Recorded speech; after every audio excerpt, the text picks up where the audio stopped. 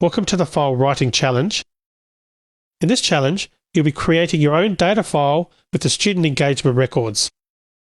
In this case, you'll be outputting the data in JSON format. You've seen a little JSON in a previous lecture. It stands for JavaScript Object Notation, and it's a pretty popular lightweight data interchange format. If you want a quick introduction, a good place to start is the W3 Schools site, which I'm showing on this slide. Don't worry though, because you don't really have to know much about JSON to complete this challenge. Start with the student engagement code from the previous videos and first generate 1000 students. To output each student as a JSON record, you can use the write or write string methods on files. Or you can try FileWriter, PrintWriter or BufferedWriter or some combination of these. The text printed should be a list of students. A conceptual look is shown here. The entire set of student records should be contained in square brackets, which is JSON's representation for an array of elements. Each student record should be enclosed in curly braces containing student data in key value pairs and separated by commas, which I'll show you next. At a minimum, print the student ID and some demographics data. The JSON example on this slide demonstrates a flattened structure. You can see all fields are key value pairs and all are children of the student record. Keys are enclosed in quotes as are values if they're text-based, and the colon is used to separate the key and value. On this slide, I'm showing a more hierarchical JSON structure for a single student. The demographics key has a value that's an object and not a simple string, and that's enclosed in curly braces.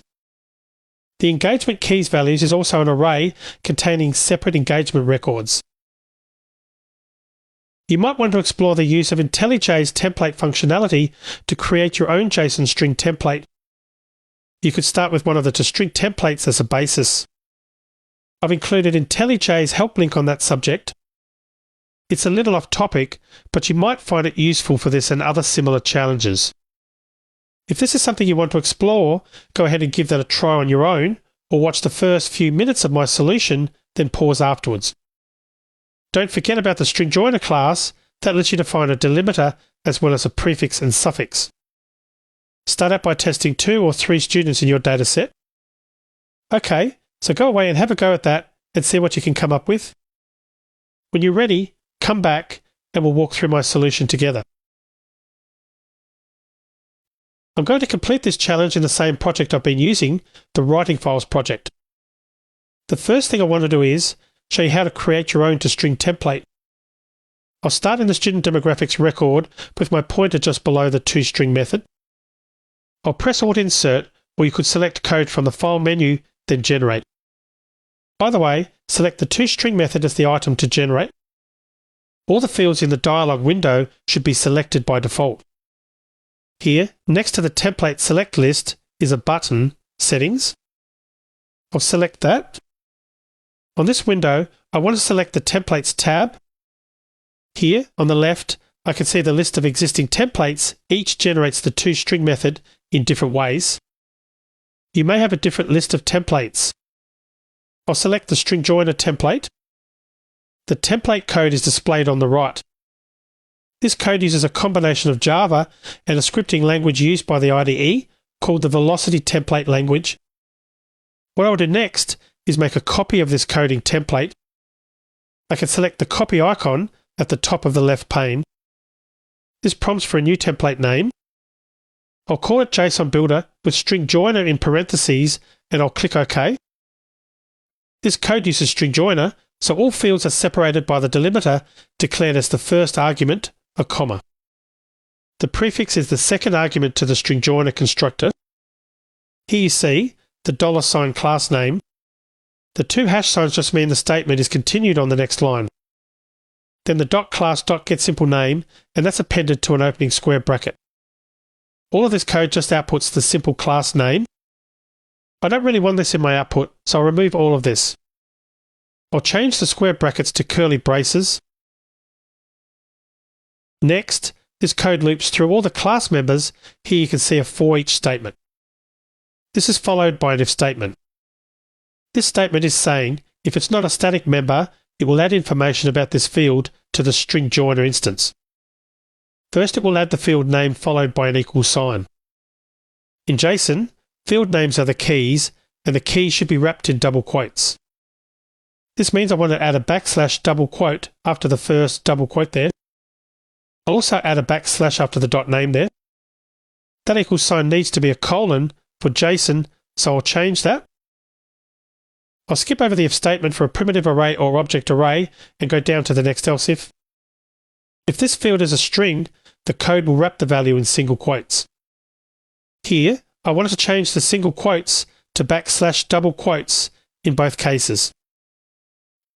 Finally, for good measure, I'll go up and change the name from toString to JSON. I'll click OK to save this. It's now selected in my template drop-down.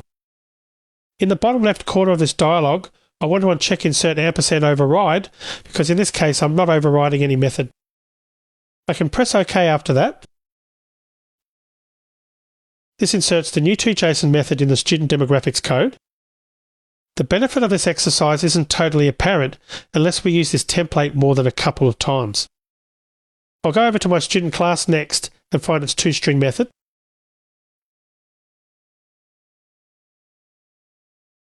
Underneath that, I'll generate the toString method, but select the JSON Builder template here. I'll make sure to uncheck the Insert Override checkbox before I hit OK. And that gives me a toJSON method in the student class. I'm going to comment out the two add statements for courses enrolled and engagement map right now. Finally, for the demographics, I really want to pass the result of the toJSON method on that class.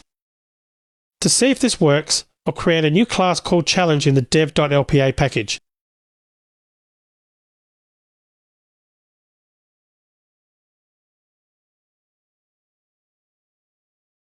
I'll go to the main class and copy the code that creates my list of students. I don't want the header, so starting at the declaration of the JMC course through the toList operation, I'll paste it in the main method of my challenge class. I'll change 25 to just 2 in the limit operation for now while I'm testing out my code. Next, I'm going to change my list of students to a list of strings. That's because I'll insert a map operation that will take a student, mapping it to a string using the toJSON method. I can do that with a method reference. And I'll run this now.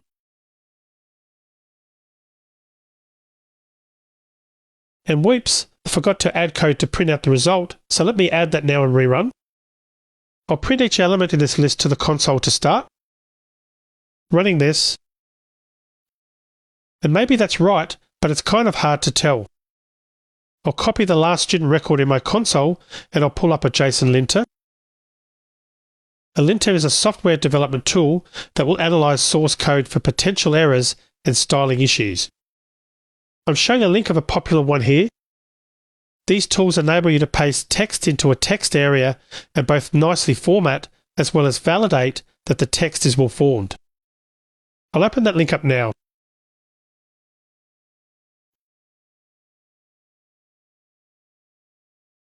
I can paste my clipboard text right into this text area. I can press the Validate button which is below this text block. This formats the JSON and validates it. The results are shown below the Validate button. Now I know I've created valid JSON for this one student record. Okay, so that's all good. This video is getting long and I still haven't written a single character to an output file yet. Luckily, this part is pretty easy. I'll be doing this with files.writeString, passing it one very large string. How do I do this? Getting back to the challenge code, I'll first change my stream pipeline. I'll make the result a string and not a list. Next, I'll remove both the toList statement and that last statement that prints each student JSON record. Instead of toList, I want to use the collect terminal operation. I can use collectors.joining, which uses a string joiner underneath the covers. The first argument is the delimiter. I'll make that a comma. The next argument is a prefix, which for this array of students needs to be an opening square bracket, and my suffix is a closing square bracket. I'll print this to the console as well. There's actually one more change I want to make to help with the readability of the output a little bit. I want to make my delimiter between students also include a line separator. I'll set up a local variable called delimiter and set that to a comma plus the system.line separator. I'll pass that variable as the first argument instead of just a comma. Okay, now it's time to write that out to a file. I'll start with a try block. I'll call files.writeString, passing it a new path for a file named students.json, and I'll pass my students string. I'll catch the IO exception and just wrap that in a runtime exception and throw it. I'll run this again with just 2 records to test it. I'll see my students printed in the console. Notice that I have an opening square bracket, an ending square bracket, and at the end of the first student, there's a comma.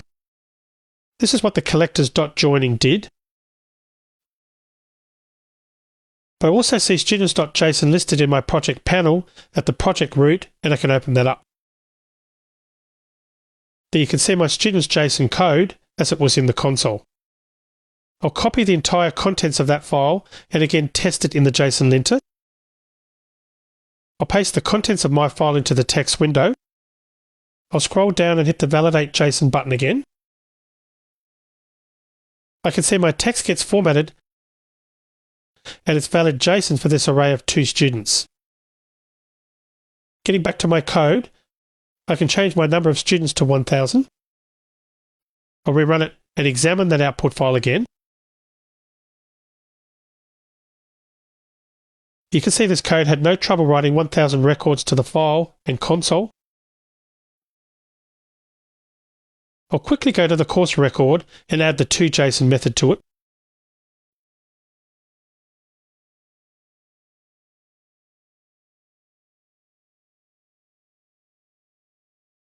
I'll go to the course engagement class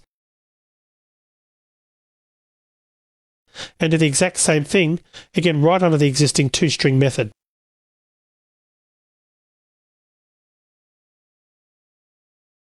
Okay, so that was easy. I wanted to get back to the student class and the toJSON method. Because the courses enrolled and engagement map types are part of collections, I need to create a JSON array for each. I'll show you 2 ways to do this. The first is just to use the string joiner class. I'll set up a local variable, a string joiner type called courses, and create a new instance with a delimiter of comma. The prefix and suffix will be square brackets. I'll loop through courses enrolled and add each course's JSON to the string joiner. For the engagement map, I'll use a stream on its values. I'll map to the course engagement JSON. Like I did in the challenge main method, I'll collect the strings using collectors.joining with a comma and square brackets again for the prefix and suffix. Finally, I'll uncomment the 2 adds I have commented out below, changing courses enrolled as the variable to courses, and I'll change engagement map to engagement. I'll rerun the code.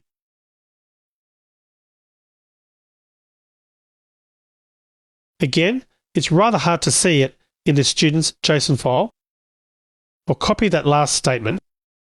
I'll pop back over to the JSON lint site. I can use the clear button to erase that text area using the clear button. I'll paste my JSON in there. Since I grabbed the last row, there's an extra ending square bracket at the end of this line, so I'll remove it. I'll hit the Validate button. It formats it and tells me I have valid JSON. Now, look at this formatted JSON for the 1000 student. You can see I now have courses enrolled, and that's an array of 2 courses. I have engagement map, an array of 2 engagement records. Okay, so how'd you do? I didn't really expect you to play too much with the toString templates. I did, however, want to let you know that feature existed if you ever want to customize string functions that way. Without it, editing JSON can be tedious. As I said, there are some popular external libraries that will also help you do this kind of thing.